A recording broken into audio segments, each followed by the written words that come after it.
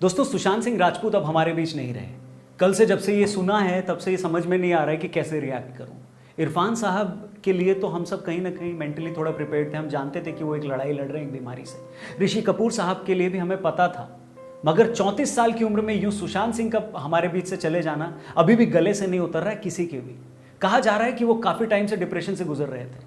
बहुत सारे लोग यूं सुसाइड करने के लिए उन्हें कोस भी रहे हैं, कह रहे हैं कि एक बुज़दिल आदमी ही ऐसा कदम उठाता है। सच कहूं तो ये सब बोलने वालों पर मेरे को तरस भी आता है और गुस्सा भी। मुझे कहने में कोई हर्ज नहीं कि इन लोगों को न तो सुशांत सिंह राजपूत की लाइफ के बारे में कुछ पता है और न ही डिप्रेशन के बारे में। ये वो लोग हैं जिन्होंने शायद किसी फिल्म में सुन लिया था कि बुज़दिल लोग ही अपनी जान देते हैं और उन्हें लगता है कि हर जगह ये बात फिट भी बैठती है। उनके हिसाब से एलियन की तरह डिप्रेशन भी कोई हवाई चीज है ना। बाकी बीमारियों की तरह डिप्रेशन भी एक बीमारी है। WHO के हिसाब से आज पूरी दुनिया में 27 करोड़ से भी ज़्यादा लोग डिप्रेशन से जूझ रहे हैं। हर साल 8 लाख से ज़्यादा लोग डिप्रेशन की वजह से सुसाइड करते हैं। डेवलपिंग कंट्रीज़ में 80% लोगों का तो इस बीमारी के लिए कभी कोई इलाज ही नहीं होता। और ये सब मैं इसलिए बता रहा हूँ कि आप भी समझें कि डिप्रेशन सच में एक बीमारी है। इसके अपने साइकोलॉजिकल और बायोलॉजिकल कारण होते हैं। डिप्रेशन की वजह से जान देने वालों को कोसना ऐसा ही है जैसे हार्ट अटैक से मरने वालों को बाद में ये कहकर कोसना कि वो बीमारी से लड़ा क्यों नहीं। मैं ऐसी बात करके किसी के सुसाइड करने को जस्टिफाई नहीं कर रहा हूं, लेकिन यह भी बर्दाश्त नहीं कर सकता कि बिना डिप्रेशन के बारे में जाने इससे गुजर रहे लोगों के बारे में कोई ऐसी इनसेंसिटिव बात कैसे कर सकता है। मैं पूछता हूं, जो लोग सुशांत सिंह राजपूत को बुज़दिल बताकर उनका मजाक बना रहे हैं, क्या वो उनका बैकग्राउंड नहीं जानते? बॉस, जो सच में बुज़दिल होते हैं या जिन्हें डर लगता है ना मुश्किलों से, वो तो सारी जिंदगी एक नौकरी ढूंढने के लिए अपने घर और शहर से बाहर नहीं निकल पाते। लेकिन जिन सुशांत सिंह राजपूत को कुछ लोग बुज़दिल बता रहे हैं, वो तो 30 साल की उम्र तक तो पटना से निकलकर फिल्मों में सुपरस्टार बन चुका था। उन्होंने इंजीनियरिंग का एंट्रेंस टेस्ट दिया, टॉप किया, फिजिकल ओलंपियाड में विनर बने, बाद में बिना किसी जान पहचान के मुंबई पहुंचकर सीरियल्स में काम भी ढूंढा।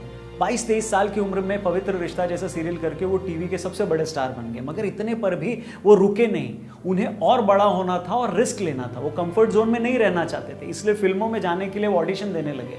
मुझे याद है सुशांत सिंह राजपूत के एक इंटरव्यू में उन्होंने बताया कि जब मैं पीके के लिए ऑडिशन देने गया था तो वहाँ किसी को ये पता नहीं था कि मैं टीवी का इतना बड़ा स्टार हूँ, लेकिन मुझे फिल्में करनी थी, आगे बढ़ना था, इसलिए मैंने एक न्यू कमर की तरह ऑडिशन दिया।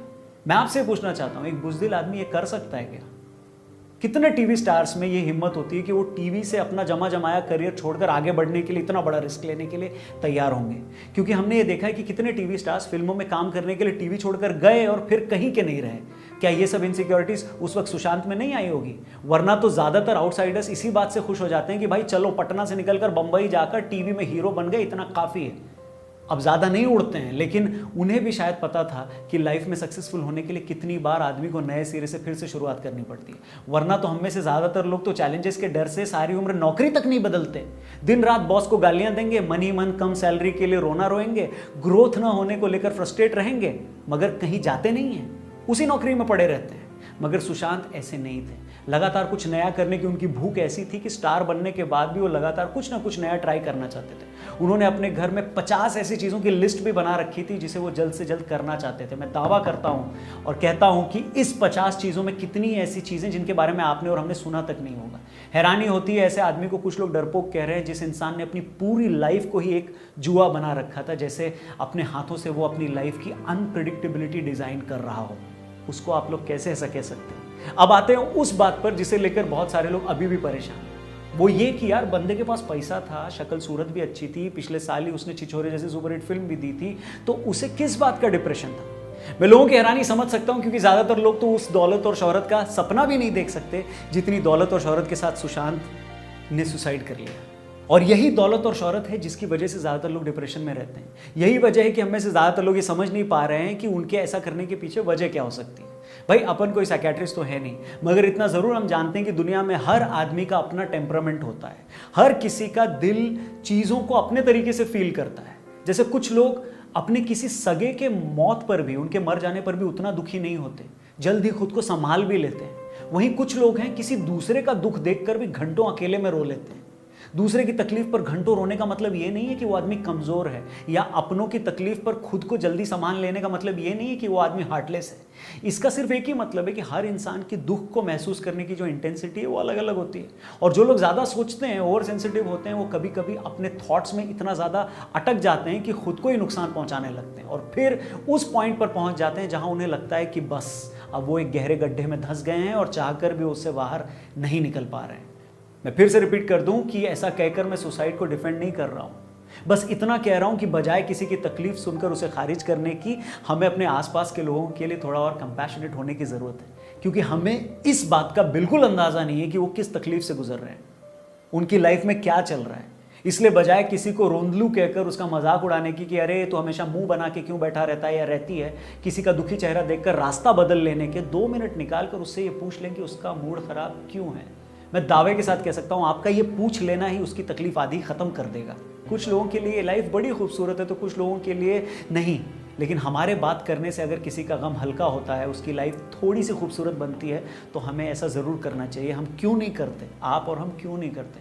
आप लोगों से आखिर में मैं यही रिक्वेस्ट करना चाहूँगा कि आपका कोई पुराना दोस्त जिससे किसी वजह से काफ़ी दिनों से बात नहीं हुई हो, कोई छोटी मोटी मिसअंडरस्टैंडिंग की वजह से बात होना बंद हो गई हो, आज ही आगे बढ़कर खुद उसे कॉल करो, उससे बात करो। क्या पता वो अपनी लाइफ के किसी ऐसे फेज से गुजर रहा हो जहां वो आपका एक फ़ोन उसकी लाइफ को उम्मीदों से भर दे।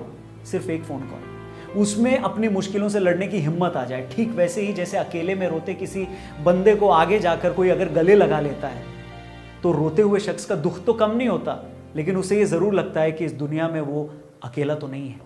इसलिए प्लीज़ उम्मीद करता हूँ आप ऐसा ज़रूर करेंगे, और किसके लिए करेंगे, किसे कॉल करेंगे या किससे बात करेंगे, उसके बारे में कमेंट में भी ज़रूर लिखिएगा। दोस्तों, चलते चलते आपको कुछ पंक्तियों के साथ छोड़े जाता हूं। सुशांत सिंह राजपूत का वो मुस्कुराता हुआ चेहरा आंखों के सामने से हट नहीं रहा है।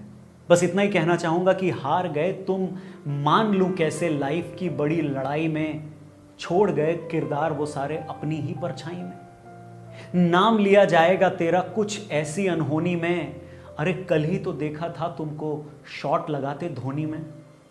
सोन चिड़ैया उड़ जाएगी कहां पता था हमको भी, तुम भी ऐसे टूटोगे ये कहां पता था तुमको भी। याद आओगे हमको तुम, ये कहने वाली बात नहीं दोस्त, मगर तुम ये कर दोगे ऐसे तो हालात नहीं। हल्की सी मुस्कान लिए हर दर्द को तौला करते थे, कहां गए जो कहते थे कि चेहरे बोला करते थे। और खुद से अपने हाथ किसी के जब भी छूटा करते हैं, आसमान के बड़े सितारे यूं ही टूटा करते हैं, यूं ही टूटा करते हैं। सुशांत सिंह राजपूत, आप हमेशा हमें याद आओगे।